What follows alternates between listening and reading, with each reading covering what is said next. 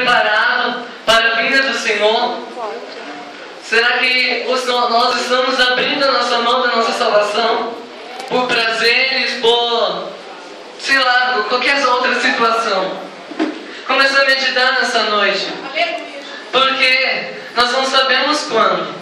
Nós não sabemos que Ele vai voltar. E nós sabemos que está perto disso acontecer.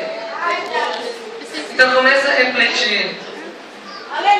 Porque a palavra do Senhor nos diz que vai ser no piscar de olhar, querido. Pode ser agora. E se for agora, o que vai acontecer com você?